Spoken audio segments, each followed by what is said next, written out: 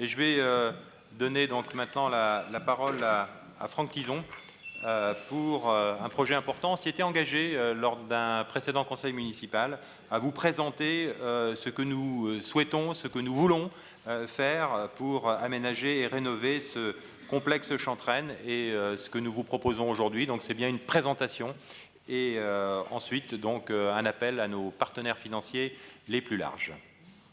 Franck Tison. Oui, monsieur le maire, avant de donner la parole à monsieur Jouida d'Attitude Urbaine, je voudrais juste simplement préciser, avant qu'il fasse sa présentation, un peu le contexte. Donc le complexe sportif Chantrenne a été construit, ou même fini de construire dans les années 1975. En mai 2010, on a arrêté la patinoire suite à des problèmes de dalles et de gaz. On a fait des études effectivement pour essayer de rénover cette partie patinoire, mais il s'est avéré que c'était trop coûteux. Et donc en mai 2012 ou juin 2012, on a décidé de fermer définitivement la patinoire et de commencer à étudier le complexe sportif Chantrenne dans sa globalité pour réutiliser l'ex-patinoire. Donc ça fait une étude depuis 2 ans et qui a été faite par l'Attitude Urbaine. Et je vais laisser M. Jouida vous présenter exactement toute cette étude. Bonsoir à tous. Donc juste un petit rappel déjà de l'équipe qui a travaillé sur cette étude. Donc le groupement mandataire Attitude Urbaine, c'est un cabinet de programmation. Avec nous, il y avait un bureau d'études d'ingénierie sportive, donc lui c'était plus expertise sur le volet sport. Avec nous, il y avait aussi un bureau d'études fluides, donc, qui était en charge de toute la partie électricité, mise en conformité et tout ce qui touche en fait aux installations techniques. Il y avait avec nous aussi un bureau d'études, un scénographe en fait, qui était en charge d'étudier le coût des installations d'adaptation en relation avec une éventuelle offre culturelle. Au fur et à mesure, on a eu besoin aussi d'une étude de structure, donc on a fait appel à un bureau d'études structure pour vérifier certaines problématiques, notamment par rapport à la capacité de la charpente et à la capacité de la structure actuelle et les désordres qu'il y a, donc identifier aussi les axes d'intervention à ce sujet. Donc par rapport à la commande initiale, donc la commande de la ville de Cherbourg, comme vous l'avez vu au niveau du titre, c'était réfléchir sur le devenir de l'ex-patinoire. En même temps, il y avait aussi beaucoup d'autres problématiques, notamment par rapport à la mise en conformité, par rapport à l'évolution réglementaire. C'est un bâtiment qui a été construit en 1975. La réglementation, elle évolue très vite, notamment la réglementation sismique. Donc c'était l'objectif, en tout cas, qui a été affiché lors de la réunion de lancement et l'initialisation de la commande, c'était justement la création d'un outil modulable et évolutif au service du réseau local. Au service du réseau local, ça veut dire en fait l'ensemble du réseau local, que ce soit du culturel, que ce soit du sportif, que ce soit du développement économique. Donc ça reste quand même un outil pour le réseau local, à disposition du réseau local. Une réhabilitation pérenne pour redonner une seconde vie au bâtiment. Vous allez le voir tout à l'heure au niveau de la présentation. Donc en fait, il y a beaucoup de problématiques techniques qu'on a mis en avant et qu'il faudrait aussi arriver à résoudre dans le cadre de cette opération. Le maintien de la fonction de la salle omnisport, donc en fait avec les mises aux normes de revêtement de sol et l'extension notamment pour augmenter sa capacité d'accueil. Aujourd'hui, donc la salle omnisport, c'est un équipement phare structurant à l'échelle du territoire, notamment de la Manche. Donc l'idée, et en plus avec la montée en puissance du club de hand, donc c'est aussi l'opportunité vraiment d'accompagner en fait cette montée en puissance, mais d'affirmer aussi un équipement structurant à vocation sportive. Donc on parle uniquement de la partie omnisport, on ne parle pas de la partie patinoire. La transformation de l'ex-patinoire en salle multi-activité, donc sport, diffusion culturelle, festival, etc. Et donc là, nous, notre rôle, c'était justement de vérifier la faisabilité et l'opportunité de développer ces éléments-là. Aménager des locaux dédiés aux services techniques à la direction des sports. Aujourd'hui, le complexe Chantrenne accueille la direction des sports, accueille aussi les locaux de repos du service technique. Donc aujourd'hui, il y a vraiment une vraie problématique, notamment par rapport à l'atelier qui est assez exigu. C'est un atelier qui répond aussi aux besoins de l'ensemble des installations et des équipements de la ville. Et donc en fait, il y avait aussi ce volet-là qui était à aborder dans le cadre des programmes. redéfinir la modalité des accès. Aujourd'hui, c'est vrai que c'est un bâtiment passoire. Il y a 6 accès, sans compter les issues de secours. On peut passer un peu partout, vous allez voir au niveau diagnostic. Et après, il y a tout ce qui est phasage de l'opération en fonction des contraintes budgétaires de la ville. Donc là, il y a eu beaucoup d'allers-retours aussi pour adapter l'enveloppe à la capacité budgétaire de la commune et adapter aussi un phasage en fonction de la capacité financière et la possibilité d'investissement pluriannuel. Par rapport à la méthode qui a été adoptée, donc en fait, d'abord au niveau du recueil des besoins, donc il y a eu une phase importante d'entretien qui a été réalisée. Je vais commencer d'abord par la ville de Cherbourg. Donc il y avait la direction de la communication, la direction de l'enfance jeunesse, la direction des ressources humaines, la direction du développement économique, la direction de la culture, la direction de l'éducation, qui ont été rencontrés en fait un par un, donc c'était des entretiens directifs. Il y avait l'ensemble des associations, en tout cas les utilisateurs aujourd'hui de l'équipement, les associations sportives. Il y avait aussi, donc on a l'élargissement sur la partie culturelle, donc on a rencontré aussi donc, le festival Livre de jeunesse et le circuit et la direction technique de la Brèche pour regarder quels sont les besoins, en tout cas les opportunités, les besoins non satisfaits aujourd'hui qui pourraient avoir lieu, trouver place au sein de ce bâtiment. Au niveau des réunions de travail, donc il y a un groupe de travail qui a été constitué, donc composé des services de la ville, avec une consultation régulière, donc un aller-retour avec les associations sportives et utilisatrices du complexe. Par rapport donc le diagnostic, c'est vrai que les images sont assez parlantes. En fait, c'est juste pour vous montrer un état des lieux.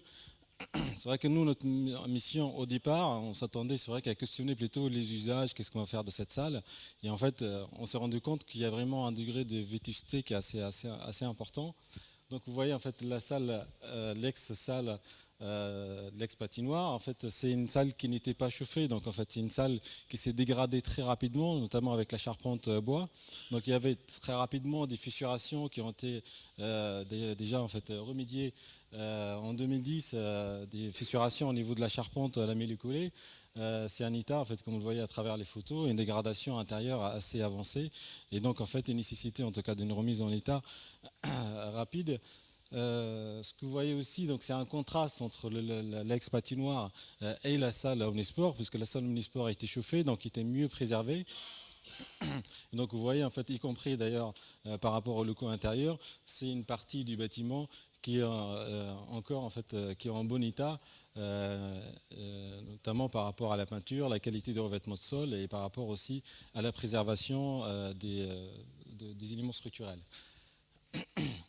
Par rapport à tout ce qui est façade, enveloppe, donc en fait, comme le voyez au niveau des photos, déjà, en fait, je vais commencer par la façade nord. Je pense que tout le monde la connaît. C'est une façade qui est assez dégradée. Donc en fait, c'est aussi assez dégradée, mais qui nécessite deux niveaux d'intervention. En fait, à la fois un niveau d'intervention structurelle, parce qu'il faudrait reprendre les poteaux, parce qu'il faudrait refaire la structure de la paroi, mais aussi en fait, tout ce qui est traitement de la façade elle-même, parce qu'aujourd'hui, tous les panneaux translucides, en fait, ils sont percés. Donc en fait, c'est une façade qui nécessite une intervention importante, en tout cas de reprise de cette façade. La façade ouest, c'est celle que vous voyez en bas. Donc en 2010, il y avait eu une intervention pour la reprise du massif en béton des pieds de charpente parce que c'était des travaux d'urgence de sécurité du bâtiment. En fait, c'était pour assurer aussi la poursuite d'occupation de ces bâtiments. La façade ouest, elle est composée de panneaux préfabriqués qui aujourd'hui, en fait, ils sont plus étanches et donc il y a une vraie problématique, et notamment avec les chéneaux au-dessus, donc les problématiques d'infiltration qui se voient d'ailleurs à l'intérieur du bâtiment. Donc la façade est, là où il y a le balcon, qui est une façade qui est plus préservée de par son orientation, mais qui est une façade qui pose beaucoup de problématiques thermiques, puisque tous les châssis que vous voyez, c'est des châssis simple vitrage, et vu la surface d'ouverture, donc en fait ça pose quand même une problématique, notamment par rapport à la consommation énergétique. La façade sud, en fait, c'est vrai qu'en l'état comme ça, on dit qu'est-ce qu'elle a la façade sud, elle est très bien. En fait, la façade sud, c'est la façade qui présente plus de problématiques thermiques et de déperdition par rapport notamment même à la façade ouest, même à la façade nord, puisque aujourd'hui il y a beaucoup de vitrages, déjà de par sa forme, mais aussi il y a toute une partie vitrée qui est plus étanche et donc qui nécessite une reprise. Alors par rapport à la structure, donc en fait comme je disais tout à l'heure, donc en fait c'est un bâtiment déjà depuis sa création donc en 1975 il y a eu une rénovation de la couverture en 1990. Depuis en fait il ne s'est rien passé, d'ailleurs il ne s'est rien passé entre deux, à part en 2010 où il y a eu une intervention d'urgence pour le remplacement des pieds de charpente et pour une intervention aussi pour combler les fissurations comme vous le voyez sur la photo à droite. La fissuration de la charpente, la collée. La fissuration de la charpente, s'ils ne sont pas reprises, en fait, ils s'aggravent et donc il faut refaire toute la structure. Et donc, c'est des fissurations plutôt côté salle ex-patinoire à cause justement de ce chaud-froid, en fait, ce décalage de température, cette baisse de température qui ne convient pas vraiment à une occupation qui ne convenait pas, en tout cas, par rapport au fonctionnement de ce type de structure. Donc des problématiques au-delà de cette intervention, c'est vrai qu'au fur et à mesure, au fur de la réalisation des diagnostics, il y a toujours en fait une problématique avec l'état de la charpente, la collée, parce qu'il y a toujours des fissures. Et il y a aussi une question de contreventement de la structure donc, qui se pose encore aujourd'hui, vu l'évolution de la réglementation. Donc c'est une évolution récente. Il y a un nouveau de plus au niveau de la réglementation sismique donc, qui impose de revoir notamment tout ce qui est stabilité de la structure. En fait, donc ça nécessite de revoir tous les raccords avec les poteaux, avec de la structure de la charpente, la collée avec les poteaux. Et donc il y a pas mal de problématiques aussi de dégradation en fait de certaines pannes. Pannes de rive, en fait c'est des bouts de charpente, des bouts de bois qui sortent, qui sont assez dégradés. On a regardé aussi par rapport à la capacité portante de la charpente, parce qu'en fait pour répondre à deux objectifs. D'abord pour essayer d'augmenter l'isolation du bâtiment et aussi pour introduire un peu d'isolation, un peu de correction acoustique parce qu'aujourd'hui il y a un problème acoustique au niveau des deux salles, que ce soit la salle Omnisport, que ce soit la salle de l'ex-patinoire. Et donc en fait l'étude structure a conclu à une très faible capacité de la charpente à supporter des charges supplémentaires. Donc on est uniquement sur, on va rajouter 5 cm d'isolant avec un peu de correction acoustique. En fait on s'arrête là. Donc vous voyez que c'est un bâtiment déjà qui est assez contraint. De par sa structure et qui nécessite en tout cas des interventions de remise en état, notamment d'un point de vue structurel. Alors, il y a la question de la cloison séparative. La cloison séparative qui elle, a subi le plus le changement de température chaud-froid. Donc, en fait, il y a eu des champignons qui ont poussé au milieu, qui ont nécessité une intervention pareille d'urgence pour la démonter. Dégradation de la façade ouest. Donc, comme je disais tout à l'heure, avec des infiltrations. Et le point le plus important, c'est la déstructuration des sols. Aujourd'hui, au niveau des sols de l'ex-patinoire, en fait, le décaissé, il y a des endroits où on peut arriver moins 15 cm. Donc, en fait, la dalle qui s'est affaissée à certains endroits. Donc, il nécessité d'une reprise, en fait, en tout cas des injections pour consolider la dalle avant d'y mettre une nouvelle activité. Sachant qu'aujourd'hui, l'emprise de l'ex-patinoire n'est pas utilisable, justement à cause du décaissé qui existe aujourd'hui. C'était un décaissé pour mettre l'eau, en fait, mettre un niveau pour l'eau pour le patinage, et donc en fait qui rend impossible l'utilisation de la salle puisqu'il est interdit d'ouvrir un lieu public avec un changement de marche, en fait, avec une marche isolée, c'est interdit, donc on est obligé, la salle en tout cas, elle ne peut pas être utilisée en l'état pour une ouverture au public. Je vais continuer par rapport au diagnostic technique. Vous allez vous rendre compte que finalement, en fait, on parle trop technique, mais le reste, on va se dire, voilà, vous allez voir après que les priorités, finalement, même le budget d'investissement, pratiquement à 85%, va porter sur des remises en état des installations techniques. Donc, en fait, un bâtiment non isolé, des installations techniques globalement vétustes, un chauffage par aérotherme qui est connecté à la piscine, mais en fait qui fonctionne mal puisque la partie injection d'air, elle se situe juste à proximité de là où on est en train d'extraire l'air. C'est pas régulé en fonction de la présence, donc en fait c'est tout ou rien, soit ça marche, soit ça marche pas. Donc il y a la présence aussi de zones non ventilées puisque tout le chauffage, toute la partie ventilée, elle se trouve uniquement côté déambulation haute, donc côté gradin, avec tout le reste de la salle, il n'y a pas d'aération. Donc il y a aussi la question de l'éclairage de la salle qui n'est pas conforme. Il y a aussi la question de détection à incendie. Il y a la centrale SSI, c'est la centrale qui contrôle la sécurité du bâtiment, qui est aussi obsolète et qui ne peut pas s'étendre, on ne peut pas rajouter d'autres éléments. Voilà, en fait, globalement, en fait, c'est vrai que l'ensemble des installations techniques, c'est des installations qui sont un peu datés et qui nécessitent en fait, en tout cas aujourd'hui, d'être revus. Par rapport à l'approche fonctionnelle, donc en fait, comme je disais tout à l'heure, c'est un bâtiment passoire, en fait, c'est un gruyère, on rentre un peu partout, on se trouve un peu partout, donc avec beaucoup de difficultés de gestion à la fois des manifestations, donc difficulté aussi même d'identification d'une entrée unique. Aujourd'hui, c'est un traitement uniforme dans l'ensemble de la façade, donc on ne sait même pas où se trouve l'entrée principale. Et donc, en fait, une difficulté à gérer aussi les flux, notamment lors des manifestations, puisqu'on peut rentrer pour aller à la danse, on peut aller se trouver directement regarder un match ou l'inverse. En fait, donc c'est un bâtiment, on peut circuler un peu partout. Il y a aussi une difficulté, notamment par rapport à l'organisation interne des locaux qui sont destinés au public, notamment les sanitaires. Aujourd'hui, il y a un éclatement des sanitaires qui pose des difficultés de gestion, mais aussi qui pose actuellement une problématique de mise en norme, notamment par rapport à l'accessibilité PMR. Donc en fait, voilà, une difficulté de gestion, et notamment le hall 5, aujourd'hui qui est identifié comme l'accès principal du bâtiment, mais qui donne sur l'ex-patinoire, il ne donne pas sur la salle omnisport, donc en fait qui pose encore des problématiques de gestion si on considère que cet hall-là est destiné à être l'entrée principale du bâtiment. Par rapport à donc, la nouvelle vocation, en tout cas les usages qui peuvent avoir lieu dans cet espace, l'ex-patinoire. Juste un tout petit élément de transition. Hein.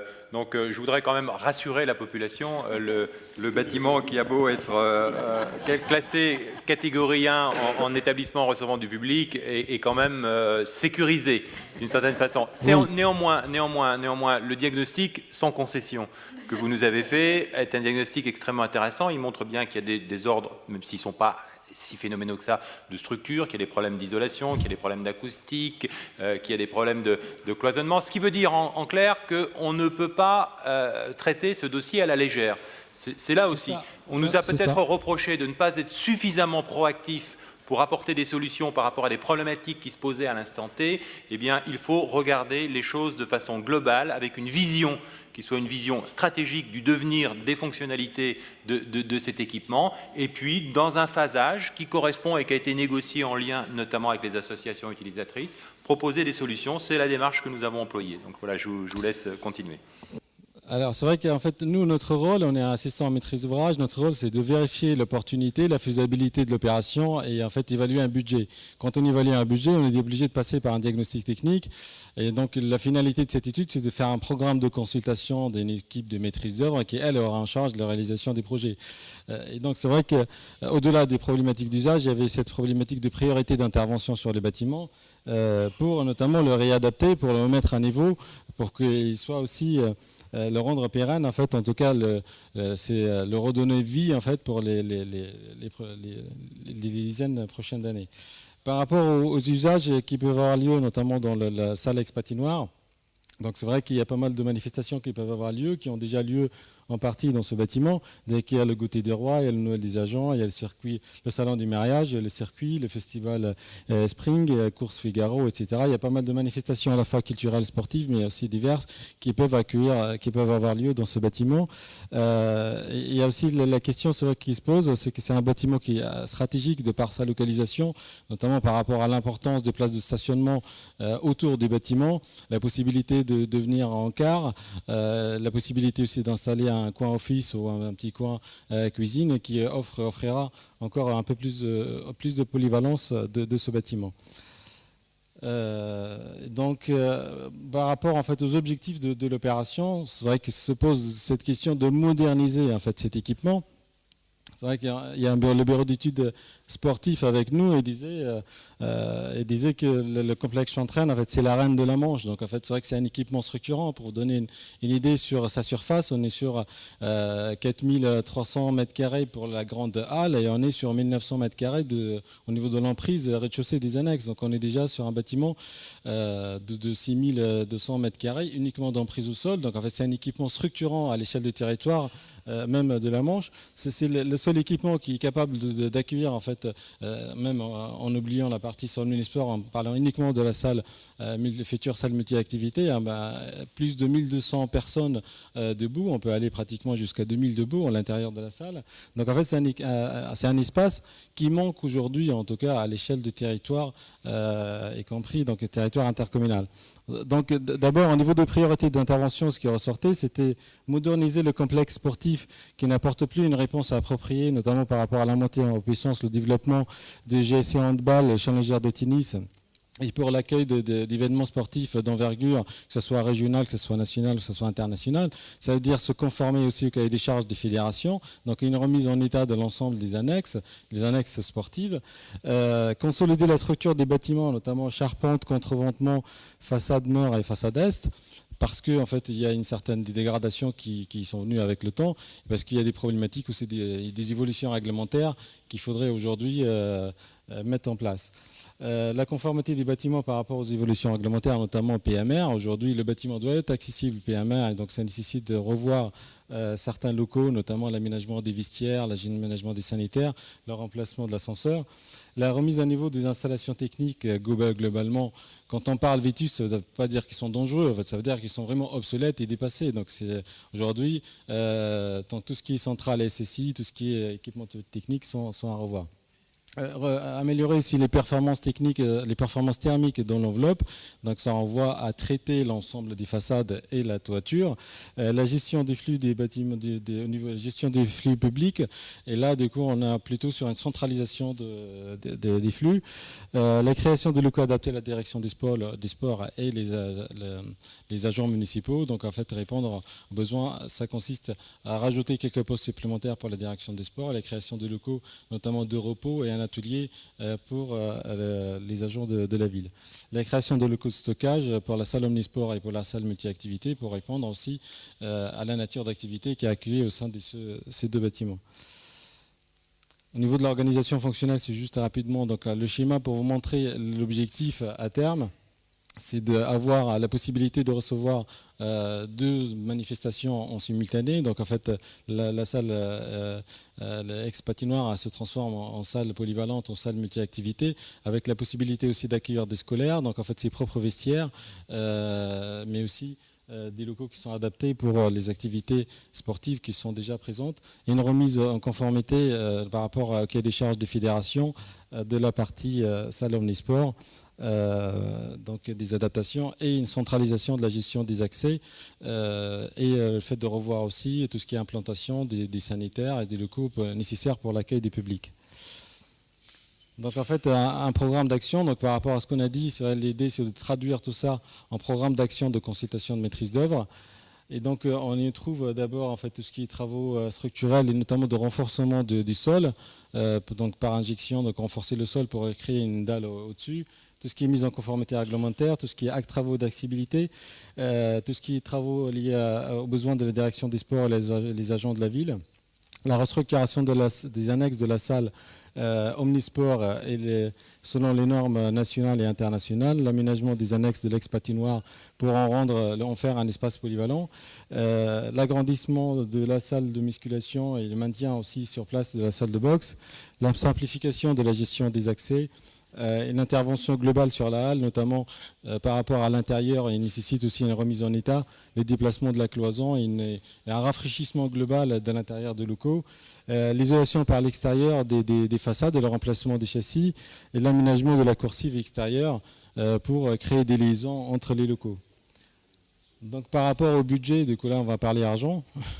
Donc en fait, le plan d'action qu'on vous a montré, il a été découpé, en fait, il y a un budget qui correspond à chaque famille d'action. Et donc tout ce qui est considéré comme invariant, c'est tout ce qui est rénovation du complexe Chantraine pour l'adapter par rapport à la réglementation technique. On est à 1,5 580 000. Tout ce qui est travaux structurels, on est 350 000 €. Et après, en fait, il y a d'autres travaux qui s'enchaînent, notamment d'aménagement intérieur, de la salle Omnisport, de la salle multi-activité, des réorganisations des annexes, des améliorations de l'étage, de l'isolation et protection de la façade, des façades, en fait la façade est, façade nord, façade sud-est et façade sud. Et donc tout ça, ça représente un montant de travaux de 3 870 000 €. En fait, là, on parle de montant de travaux, 3,8 millions. Après, pour ce montant-là, en fait, il faudrait rajouter les honoraires de l'architecte, il faut rajouter les honoraires des bureaux d'études qui vont intervenir.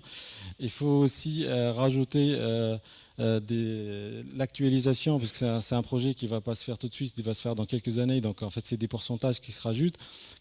Donc, finalement, pour passer en fait, du coût travaux hors taxe à le coût réel que va dépenser la collectivité, on multiplie déjà, on rajoute 20%, 20 à 25% pour avoir l'enveloppe hors taxe avec les dépenses d'honoraires et toutes les dépenses annexes. Et après, vous rajoutez les 20% pour avoir une enveloppe TTC.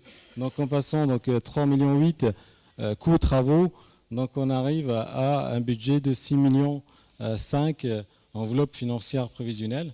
Donc en fait, ça comprend aussi tout ce qui est aménagement, mobilier, etc. Voilà.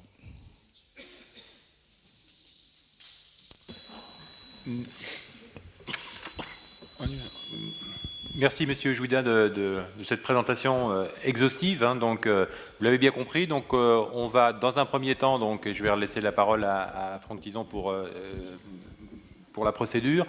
Nous allons donc déplacer cette cloison, augmenter ainsi la jauge de la salle Omnisport et puis créer une salle activité en reconfigurant un certain nombre de locaux qui permettront notamment de continuer à y accueillir certes des activités. Je pense à la salle de musculation ou à la boxe, et puis également donc la direction concernée par la municipalité. Oui, Monsieur le maire, avant de continuer, c'est quand même un dossier important. On a fait la visite lundi du centre culturel qui s'appelle maintenant le Casar, et on s'aperçoit que c'est la deuxième rénovation qui va être faite, parce que grosse rénovation au niveau d'un équipement. Pour conclure là-dessus, pour simplifier, la salle Omnisport restera sport, donc sera classée comme une salle de sport. Il n'y aura plus d'activité autre que de sport, parce que c'est une réglementation qu'on appelle la réglementation X. Et la salle multi-activité pourra servir sport, mais aussi tout ce qui est culture, forum et autres, qui sera classé effectivement en XL. Donc voilà, c'est important de le dire, parce que, bah oui, ça s'appelle comme ça. J'y peux rien par rapport aux normes et tout ça, mais il faut le dire. La prochaine fois, il faudra trouver de autres normes. Donc ça, c'est important de le dire. Ça a été statué là-dessus, parce qu'effectivement, si on partait sur la salle Omnisport sur du XL, on aurait encore plus de contraintes, qui ne sont pas les mêmes. Donc la salle Omnisport restera bien sûr une salle de sport accessible à tout le monde, c'est-à-dire aux sportifs, aux scolaires, bien sûr, aux écoles primaires, collèges, lycées qui y vont actuellement, et restera dans la même disposition. La salle multi-activité pourra servir effectivement pour du sport, occasionnellement, quand il n'y aura pas d'organisation autre qui sont faites au niveau de la salle multi-activité. Ce sera une salle supplémentaire pour les primaires, les collèges et les lycées, mais on ne fera pas un créneau à l'année, parce qu'il faut aussi qu'on laisse sur cette salle multi-activité des organisations qui vont dynamiser la ville, et aussi le Nord Cotentin. Je trouve que c'est important, et on en a besoin. Ok. Monsieur Chemin. Merci. Juste une petite question, parce que sur d'autres bâtiments, on vous avait interpellé sur de la rénovation, et donc du coup vous nous aviez répondu qu'aujourd'hui le coût de la rénovation était plus élevé que raser un bâtiment et le reconstruire. Je vais vous poser la question pour la patinoire, enfin l'ex-patinoire. Est-ce que ça ne vaudrait pas le coup de raser le bâtiment et de le reconstruire? Alors, juste pour répondre comme ça, une patinoire de cette capacité-là, c'est 8,5 millions d'euros. Non, c'est pas une patinoire. Non, mais juste pour vous dire, la patinoire. C'est-à-dire, s'il fallait reconstruire une salle multi-activité avec une salle omnisport, là, vous êtes sur des budgets plutôt de 25 à 30 millions d'euros.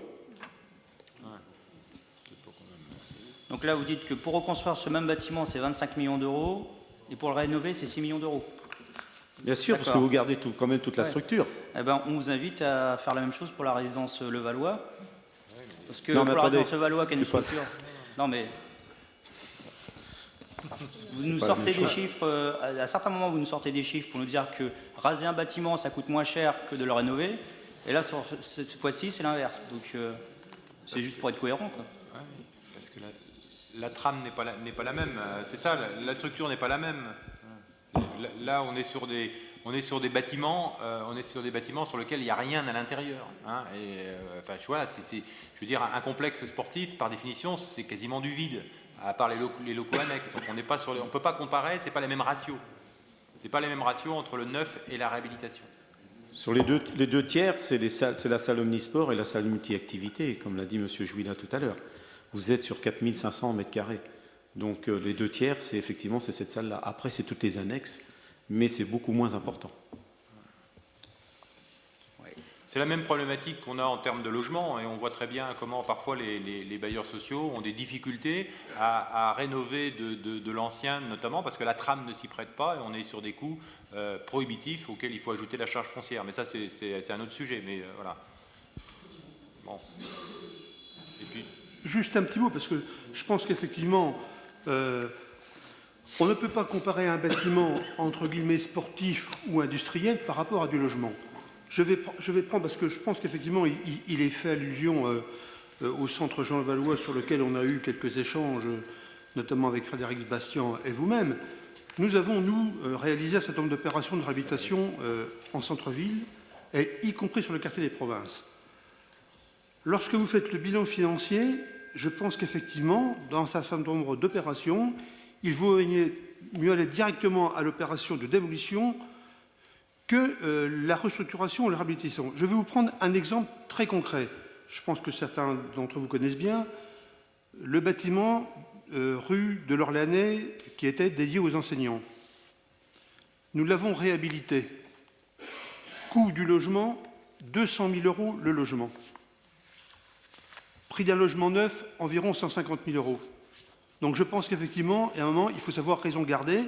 Et je pense que le cas du bâtiment Centre Levallois, que je ne connais pas, restructurer ce type de bâtiment en le mettant notamment aux normes actuelles, avec un travail de gros œuvres très important, ne serait pas, à mon avis, mais je ne suis pas un expert, ne serait pas raisonnable. Okay. Parfait. Vous avez d'autres demandes de parole? Non, d'accord. Ok, je redonne la parole à M. Tison pour conclure sur la délibération. Oui, je vais conclure et puis présenter la délibération. Donc, je ne vais pas revenir sur le rappel du contexte. Donc, le programme global aboutit à un projet d'environ 6,6 millions toutes taxes, qui comprendra donc pour l'ex-patinoire l'aménagement et la mise en place d'un sol sportif polyvalent. Oui, un sol sportif polyvalent permettra aussi d'avoir toutes les autres organisations. Permettant un usage sportif omnisport et un usage polyvalent capable d'accueillir des manifestations diverses, comme on en a parlé tout à l'heure. Des travaux structurels, dont la reprise totale de la façade nord. Pour la salle omnisport, l'augmentation de la surface par le déplacement de la cloison séparatrice, la mise en place de tribunes supplémentaires, la reprise du sol et pose d'un revêtement sportif, hand, basket, volley et autres. Pour les annexes, l'affirmation du hall 5 comme accès central des 2 salles pour une meilleure organisation et surveillance du complexe. Il faut savoir une chose, c'est que le complexe, on le dit depuis longtemps, c'est un ERP de niveau 1. Il faut qu'il y ait en permanence un gardien dans le complexe tant qu'on a du public. Donc pour un gardien, d'avoir un seul accès dans l'organisation, ça lui permettra d'avoir son logement et de savoir à tout moment qui rentre dans le complexe sportif, que ce soit des scolaires, des associations qui sont dans la salle multi-activité ou dans la salle omnisport. Rénover et agrandir la salle de musculation et de boxe. Rénover ou agrandir les annexes du rez-de-chaussée. Rénover les annexes au premier étage. Isolation du bâtiment pour faire effectivement des économies de fonctionnement. Travaux de remise en état des fluides et sécurité. La redistribution des locaux permettant d'améliorer les conditions de travail des agents en place. Ça, je tiens vraiment à y assister fortement.